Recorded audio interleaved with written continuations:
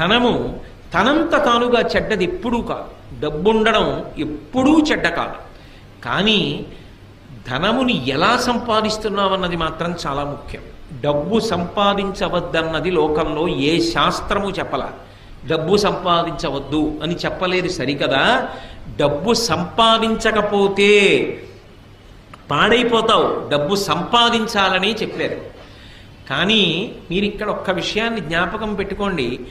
డబ్బు సంపాదించడం అనేది ఎంత ముఖ్యమో సంపాదించిన డబ్బు వలన అహంకారం పెరగకుండా ఉండడం కూడా అంతే ముఖ్యం. ఎందుకో తెలుసా? తొందరగా మనిషికి అహంకారాన్ని కల్పించగలిగినది ఏది అంటే డబ్బే. రామకృష్ణ పరమహంస ఒక ఉదాహరణ చెప్తుండేవారు. ఒక మహారాజు గారు భద్రగజం ఎక్కి వెళ్ళిపోతున్నాడు. ఆ కింద ఓ పెద్ద కన్నం ఉంది. ఆ కన్నంలో కప్ప ఒకటి ఉంది. ఆ కప్ప పైకొచ్చి కప్ప కాలెంతంటే ఎంత ఉంటుందండి? ఎంత పెద్ద కప్ప అయితే మాత్రం ఇంత ఉంటుంది. ఇంత పెద్ద కప్ప అయితే దాని కాలు ఇంత ఉంటుంది.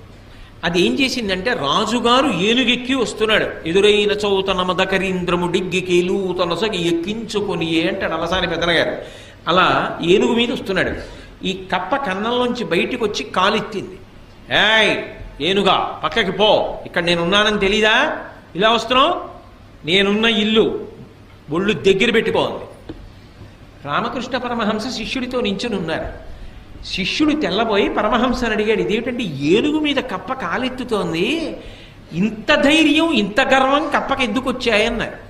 అంటే పరమహంస అన్నారు, ఇవాళ మధ్యాహ్నం ఇటుగా జేబుకి చిల్లున్న లాల్చీ వేసుకున్న వ్యక్తి వెళ్ళాడు.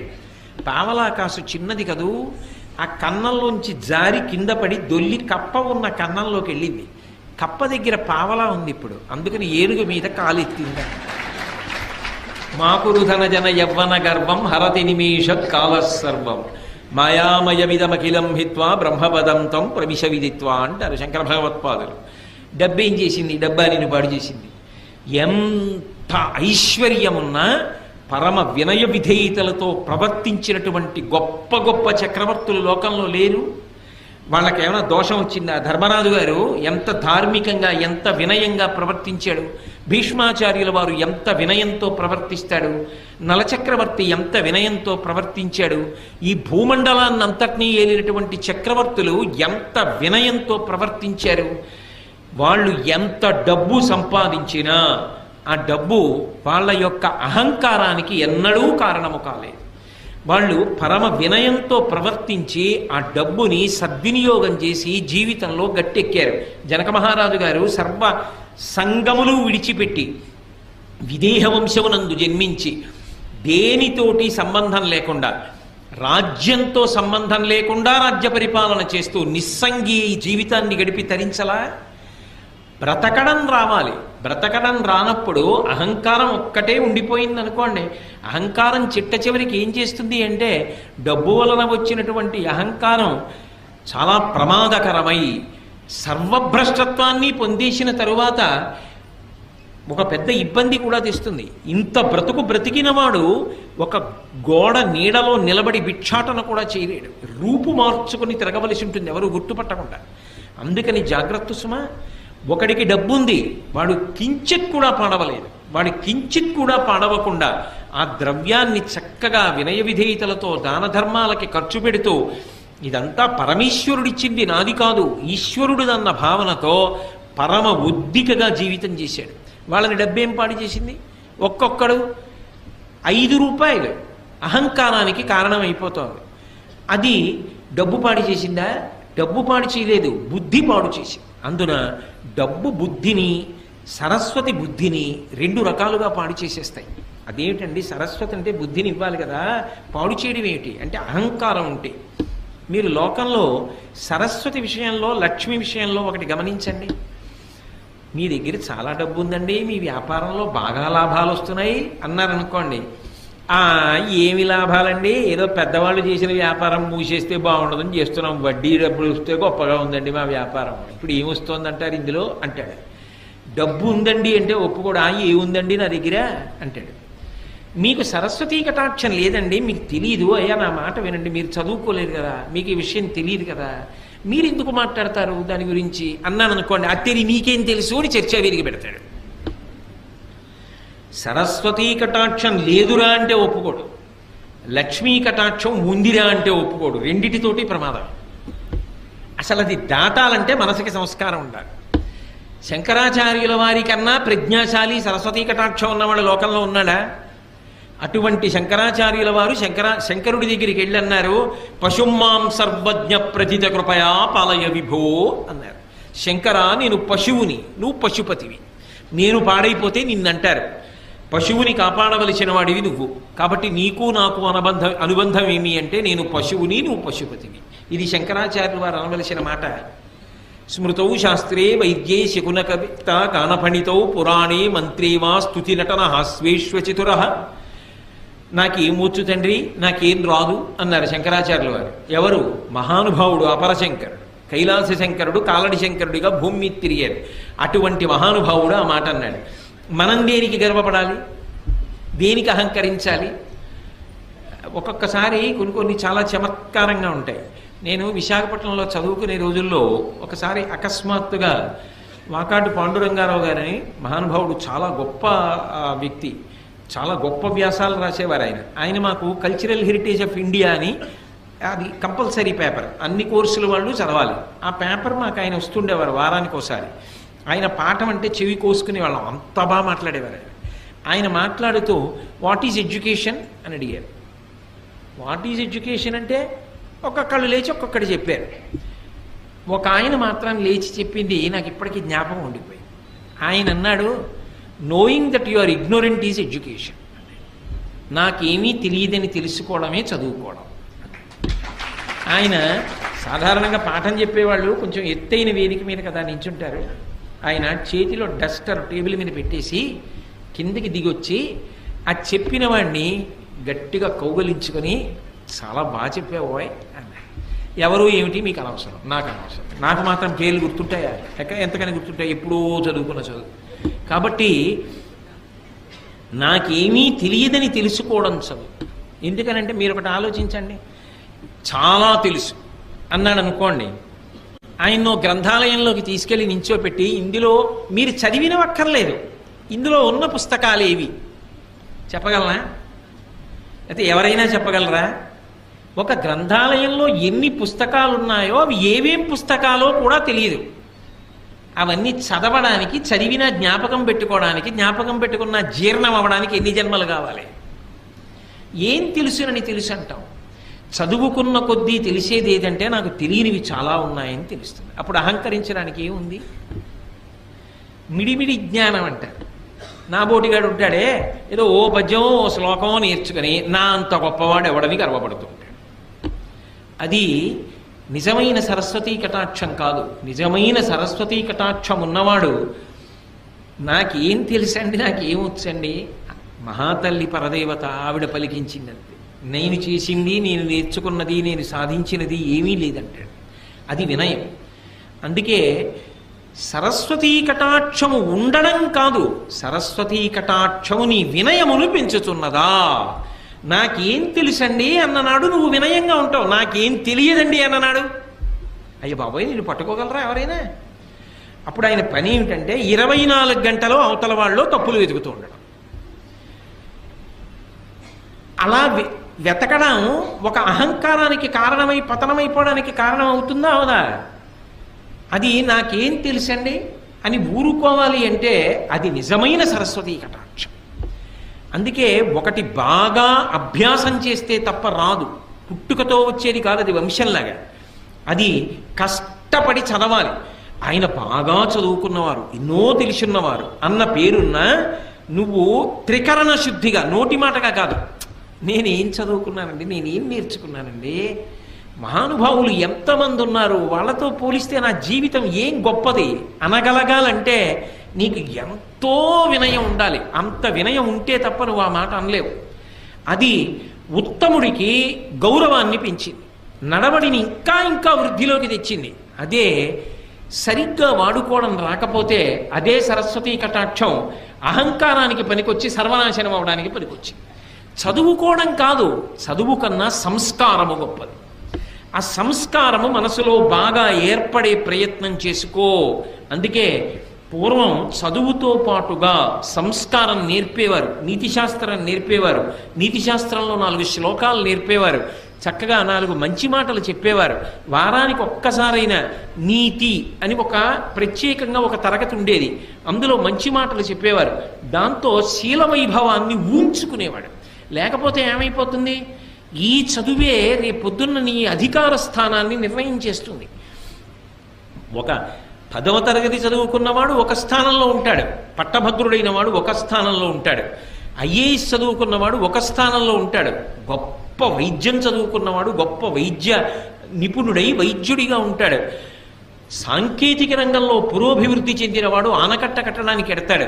నువ్వు ఏం చదువుకున్నావన్నది కాదు, నువ్వు చదువుకున్న దాని వల్ల నువ్వు ఉన్నతమైన స్థానమునకు వెడతావు. ఉన్నతమైన స్థానములో ఉన్నవాడు ఉన్నతంగా నిలబడి సమాజపు విలువలను నిలబెట్టగలిగిన వాడు అయి ఉండాలి. ఆ స్థానమే ఎలకలా కన్నాలు పెట్టడానికి పనికొస్తే ఇక నీ వలన సమాజమునకు విలువ ఏం కలుగుతుంది? అప్పుడు భద్రం పోలా. సర్వే వేదవిద శూరాః సర్వే లోకహితే రతాః సర్వే జ్ఞానోపసంపన్నాః సర్వే సముదితా గుణైః అంటారు రామాయణం బాలకాండలో. ఎంత చదువుకున్నావో, ఎంత పెద్ద స్థానంలో ఉన్నావో అంతగా లోకము యొక్క హితము గురించి కూడా ఆలోచించగలిగిన పెద్ద మనసు ఉండాలి. అది లేకపోతే ఇదంతా నా అభివృద్ధికే పనికి రావాలి అన్న భావన నిలబడిపోయిందనుకోండి, అది ఏమవుతుందంటే స్వార్థమునకు మాత్రమే పనికొస్తుంది. అప్పుడు దాని వలన సమాజము భ్రష్టమైపోతుంది. అలా కాకుండా ఉండాలి అంటే నీ సరస్వతీ కటాక్షము కానీ, నీ లక్ష్మీ కటాక్షము కానీ, నీ వంశము కానీ ఏదైనా సరే నిన్ను వృద్ధిలోకి తీసుకురావడానికి పనికొచ్చేదై ఉండాలి. ఇందులో యువతల వారికి తెలియడం అన్న మాట ఉండదు సుమండి. యువతలవాడు ఎప్పుడూ కూడా నువ్వు ఎంత ఎదిగావో, నిజంగా అలా ఉన్నావో అలా లేవో తెలుసుకోవడం సాధ్యం కాదు. ఎందుకని అంటే మీరు ఒక్కటి గమనించండి, స్థానము ఎంత ఉన్నతమైతే యువతల వారు ఆయన దగ్గర ఉండే అవకాశం అంత తగ్గిపోతుంటుంది. అప్పుడు మీరు ఎలా లెక్క కట్టగలరు? తనకి తాను పరిశీలించుకోవాలి. ఏది పరిశీలించాలంటే దంభమున ఎందు ప్రవేశించినదా, ఇది చాలా చాలా అవసరం. నేను నోటి మాటగా ఈ మాటలు చెప్తున్నానా, నిజంగా నాకు ఆ వినయ సంపద ఉన్నదా?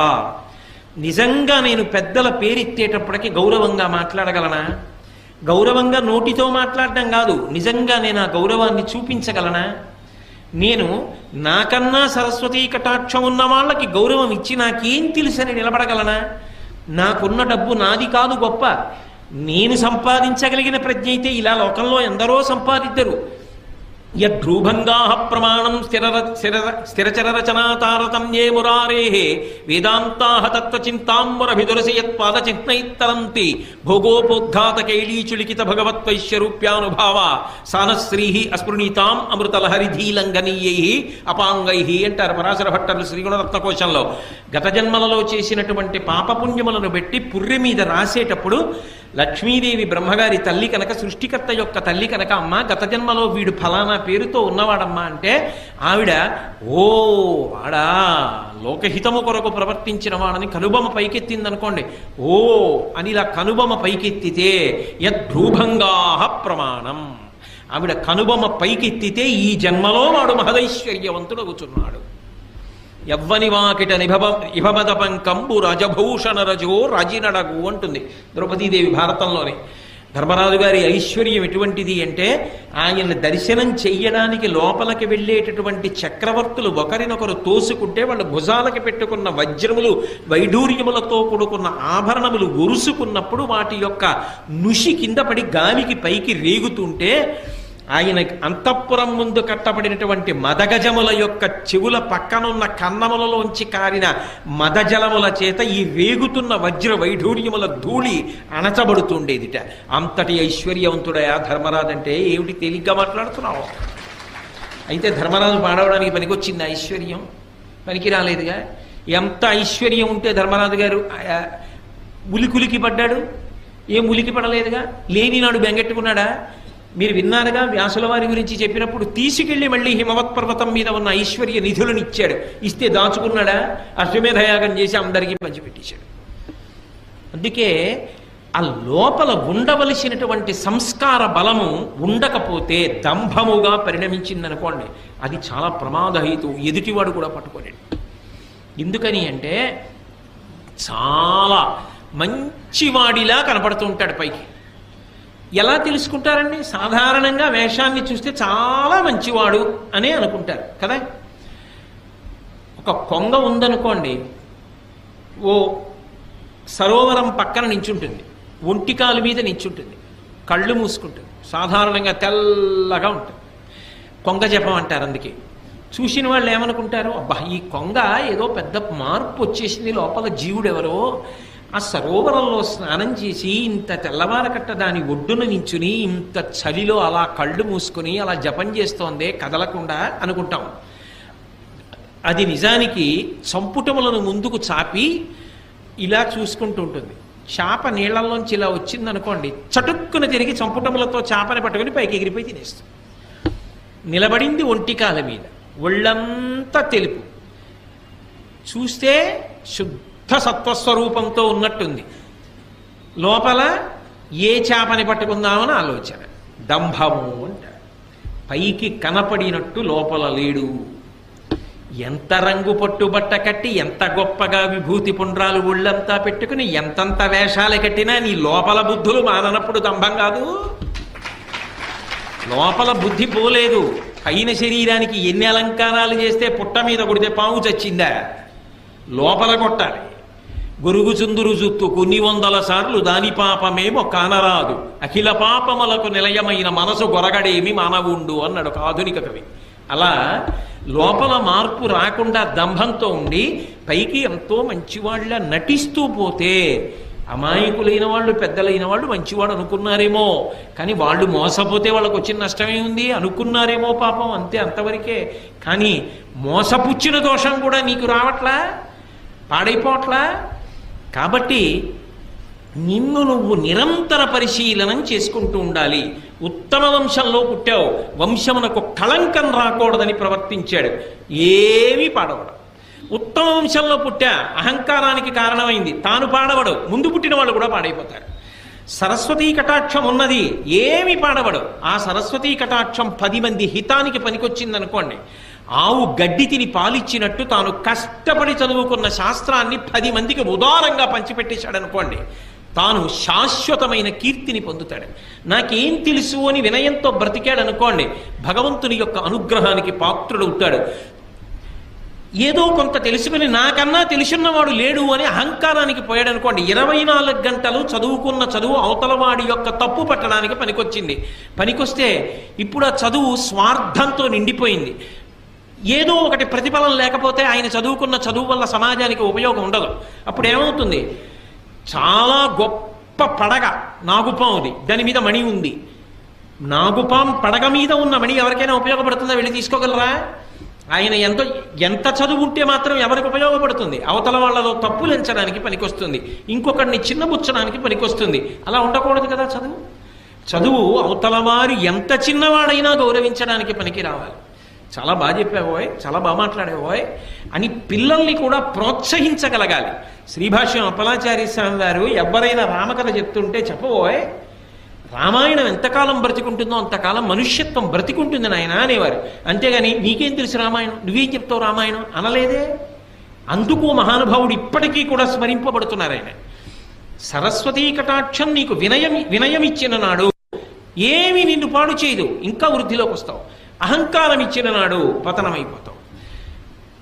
లక్ష్మీ కటాక్షము నీకు జన్మతః ఉండని, మధ్యలో కలిసి రాని, న్యాయార్జితంగా నీకు కలిసి వచ్చింది, అది నిన్నేం పాడు చేయదు. దాని పట్ల నీకు సంగము లేకుండా అది భగవంతుడి అనుగ్రహం అని నువ్వు నిలబడగలిగిన నాడు అది నిన్ను పాడు చేసేది కాదు. ఇదంతా నాదే అని అహంకారం అనకపోతే నువ్వు భ్రష్టమైపోతావు. ఆ డబ్బు నీ దగ్గర ఉన్నందుకు సమాజము భ్రష్టమైపోతుంది. కాబట్టి ఈ 3 ఉండడం తప్పు కాదు. పరిణతి లేని వాడి దగ్గర ఉండడం వల్ల వాడు పాడై మిగిలిన వాళ్ళని పాడు చేస్తాడు. అథవా మీరిటి తిప్పి ఆలోచించండి, ధృతరాష్ట్రుడైతే ఎలా అర్థం చేసుకోవాలి? అప్పుడు ఇవి ధర్మరాజు గారి దగ్గర ఉంటే ఏం చేశాయి? ఏం చేయలే. దుర్యోధనుడి దగ్గర ఉంటే ఏం చేస్తున్నాయి? సర్వనాశనం చేస్తున్నాయా? ఆ వంశంలో పుట్టబట్టి కదూ నేను యువరాజుని, నాకే రాజ్యం కావాలి, ధర్మరాజు ఉండకూడదు అని విపరీత బుద్ధులు పుట్టాయి. అదే వంశంలో పుట్టిన ధర్మరాజు గారైతే జూదంలో ఓడిపోయాను, ధర్మానికి కట్టుబడి అరణ్యవాసానికి వెళ్ళిపోయాడు. అది మాయాజూదం అని తెలుసున్నా కూడా ధర్మము చేత కట్టుబడిన వాడు వంశగౌరవాన్ని నిలబెట్టడానికి వెళ్ళిపోయాడు. ధర్మమునకు కట్టుబడకుండా వంశమునందు పుట్టినవాడు వంశభ్రష్టత్వానికి కారణమయ్యాడు. సరస్వతీ కటాక్షమున్న వ్యాసుడు లోకహితానికి పనికొచ్చాడు. కించిత్ సరస్వతీ కటాక్షమున్న అహంకారం కలిగిన వాళ్ళు భ్రష్టులైపోతారు. అర్జునుడి కన్నా ఏ విలువిద్య తెలుసని, నా దగ్గర విలువిద్యుంది, నా దగ్గర విలువిద్యుంది, అర్జునుడిని మట్టు పెట్టేస్తానని బయలుదేరిన కర్ణుడి చివరికి దుర్యోధనుడిని కూడా నాశనం చేశాడు కదా. ధనము అంతే కదా. కాబట్టి ఉండడం తప్పు కాదు, నీ మనసుకి పరిణితి లేకుండా అవి నీ దగ్గర ఉంటే పాడు చేస్తాయి. పరిణితి ఉంటే ఈ మూడు నిన్ను ఉద్ధరణ వైపుకి తీసుకెడతాయి. ఇది బాగా జ్ఞాపకం పెట్టుకోవలసిన విషయం సుమా. కాబట్టి నీకు ఇవి కలిగిన అహంకారమును పొందవద్దు. అవి నీ ఆరోగ్యవంతమైన భయమునకు కారణమై నువ్వు మరింత బాగా బ్రతకడానికి హేతువులు కావాలి. కాబట్టి ధనమును, విద్యయు, వంశంబును దుర్మతలకు మదం బొనరించును.